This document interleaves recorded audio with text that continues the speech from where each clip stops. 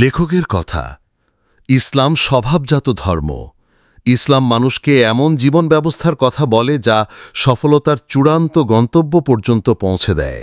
বরং ইসলাম মানুষকে এমন চারিত্রিক গুণাবলীতে সজ্জিত করে যা তাকে পবিত্র, নিরাপদ ও শান্তিময় জীবন পরিচালনার যোগ্যতা দান করে।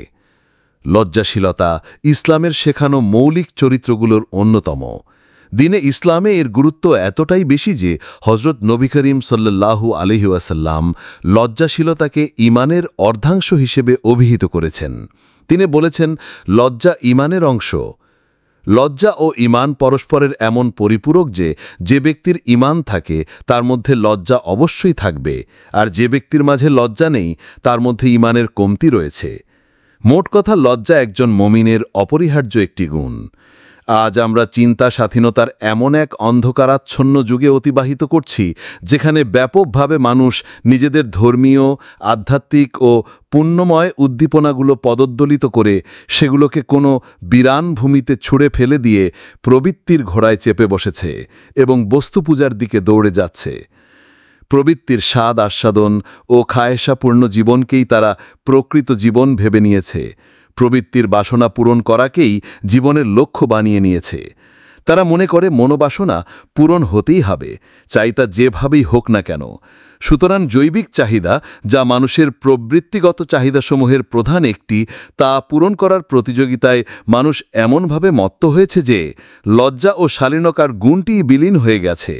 নগ্নতা ও অশ্লীলতার এক তুফান, যার উৎপত্তি হয়েছে অমুসলিম সমাজ থেকে, তা আজ গোটা মুসলিম বিশ্বকে গ্রাস করে নিয়েছে। TV, VCR, video CD, dish, cable, internet প্রভৃতি বিষয়গুলো এমন এক শয়তানি মাধ্যম যা কাফেরদের সাংস্কৃতিক আগ্রাসনকে প্রতিটি ঘরে ঘরে পৌঁছে দিয়েছে। ফলে নির্লজ্জতা ও চরিত্রহীনতার ওই সকল দৃশ্য যা ছিল বাতিলের বৈশিষ্ট্য, আজ মুসলমানদের মাঝেও সেগুলোর প্রচলন হয়ে গেছে। আল্লামা ইকবালের ভাষায়, পাশ্চাত্য সভ্যতা সে তো কেবল দৃষ্টি ও চিন্তার অসারতা, যে ভাবনায় পবিত্রতা হারিয়ে বসে প্রতিটি মানবাত্মা। রুহে থাকে না পবিত্রতা, জন্ম নেয় না সুপ্রবোধ, পবিত্র স্পৃহা, উন্নত চিন্তা এবং সুস্থ রুচিবোধ। কাফেরদের সভ্যতা ও সংস্কৃতি নিজেদের মধ্যে ধারণ করে এবং তাদের মিডিয়া দেখে দেখে আমাদের যুবসমাজ ফিল্ম ও রোম্যান্সের এমন এক জগতে হারিয়ে গেছে যেখানে তারা নিজেদের প্রকৃত অবস্থায় ভুলে বসেছে। অথচ এ তো ওই জাতি যার যুবকেরা কখনো আল্লাহর জিকিরে মগ্ন থাকা, কখনো সিজদার স্বাদ আস্বাদন করা, আল্লাহ তাআলার ভয় ও রাত জেগে ইবাদতের আগ্রহ এবং জ্ঞানার্জনের প্রেরণায় উজ্জীবিত ছিল। ইবাদতের নূরের ঝলেক ও মারেফতের নূরের চমকে তাদের চেহারা দীপ্তিময় হয়ে থাকত। আজ ওই উম্মতের তরুণরা সীমালঙ্ঘনের প্রতিযোগিতায় ও গান বাজনার উন্মাদনায় ডুবে আছে। চেহারার বাহ্যিক সৌন্দর্য এবং ভাষার মৌখিক চাকচিক্যে মজে আছে। আল্লামা ইকবাল বলেন, হে মুসলিম যুবক, কখনো কি ভেবেছ এ কথা যে আকাশের খসে পড়া তারা তুমি কত বিশাল ছিলে তা? আগেকার সাহিত্যের গ্রন্থাবলিতে লাইলি মজনুর মতো কিছু প্রেমের ঘটনা শিক্ষণীয় হিসেবে উল্লেখ করা হতো, কিন্তু বর্তমানের অবস্থা হচ্ছে অধিকাংশ যুবকের ভেতর হাতিয়ে দেখলে স্বয়ং মজনুকেই তাতে পাওয়া যাবে, আর যুবতীদের ভেতর উন্মুক্ত করা হলে সেখান থেকে লাইলি বেরিয়ে আসবে। তবে হ্যাঁ, কিছু সৌভাগ্যবান আছেন যারা সৎসঙ্গ ও আল্লাহওয়ালাদের সান্নিধ্যের বরকতে যুগের বৈরিতা থেকে বেঁচে গেছে। এ ধরনের পবিত্র গুণসম্পন্ন মানুষ থেকে দুনিয়া এখনও শূন্য হয়ে যায়নি। দৈনিক সংবাদপত্রগুলোতে যুবতীদের ঘর ছেড়ে পালিয়ে যাওয়া ও প্রেমিক প্রেমিকাদের প্রেমঘটিত নানা অবস্থা ফাঁস হওয়ার সংবাদ অনেক পাওয়া যায়। তাছাড়া সহশিক্ষার প্রতিষ্ঠানগুলোতে ছাত্রছাত্রীদের মধ্যকার অবাধ মেলামেশা ও জাতীয় পর্যায়ে অনুষ্ঠিত সঙ্গীত ও নৃত্যের নানা রকম অশ্লীল অনুষ্ঠানগুলো আমাদের জাতীয় চরিত্রকেই ধ্বংস করে দিচ্ছে। অধমের পৃথিবীর বিভিন্ন দেশে সফরের সুযোগ হয়েছে। সবখানেই এরকম অনেক যুবককে দেখেছি যাদের চোখ গর্তে বসে গেছে, মুখ ফ্যাকাশে হয়ে গেছে এবং চেহারার উদাসীনতা তাদের হৃদয়ের উপকাথ্য বলে দিচ্ছে। তখন অধম অত্যন্ত ব্যথা ও আফসোসের সাথে কথাই ভেবেছি যে যদি তাদের উপদেষ্টা হিসেবে কেউ দাঁড়াতেন যিনি তাদের বোঝাবেন, কেউ যদি তাদের সংশোধনকারী হতেন যিনি তাদের চিকিৎসা করতেন। আল্লামা ইকবাল বলেন, নেশা পান করে ঝিনুনি তো সবারই আসে, কিন্তু মজা তো তখনই যখন সংকীর্ণতাকেও প্রসারিত করে নেয় পানকারী। এই সকল অবস্থা প্রত্যক্ষ করে দীর্ঘদিন থেকেই অধমের মনে বারবার এই ইচ্ছা জাগ্রত হচ্ছিল যে চারিত্রিক এ অবক্ষয়ের সংশোধনের লক্ষ্যে লজ্জা ও শালীনতা বোধের মতো নাজুক ও গুরুত্বপূর্ণ বিষয়ে একটি পুস্তিকা রচনা করব।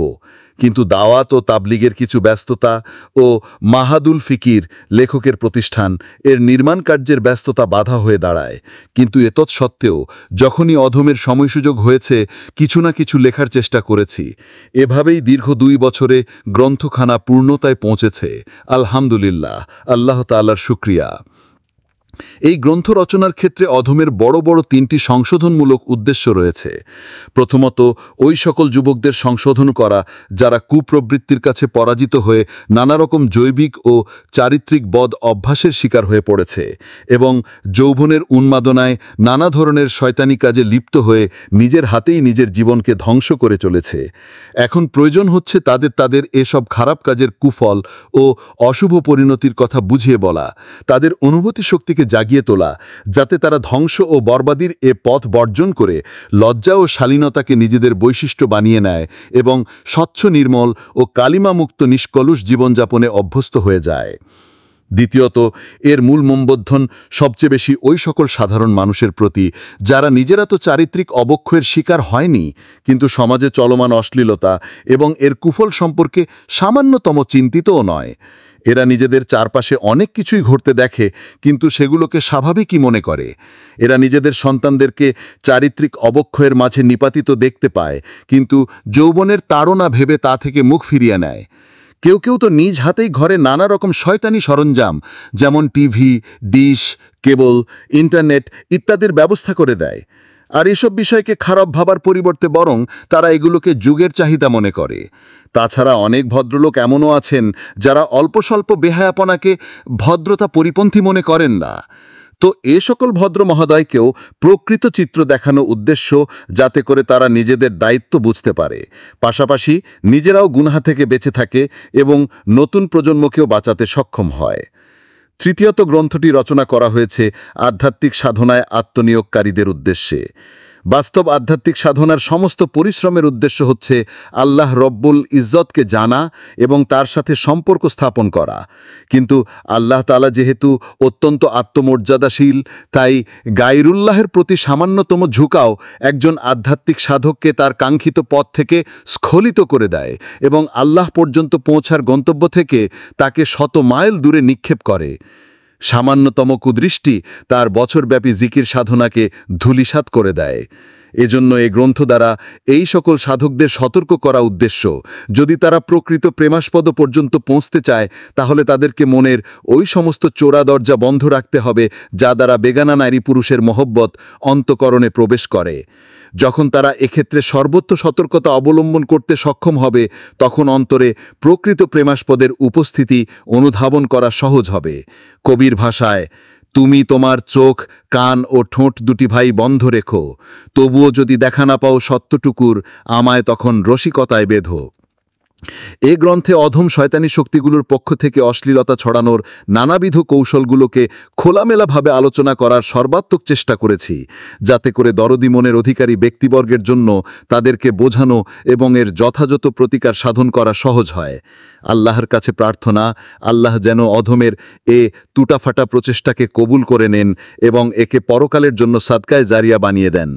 সবশেষে কোরআনের ভাষায় বলি, মূলত আল্লাহ দেওয়া তাওফিক সামর্থ্য ছাড়া আমার কোনো তাওফিক নেই। আমি তার ওপরেই তাওয়াক্কুল করেছি এবং তার কাছেই ফিরে যাই। সূরা হুদ, আয়াত 88।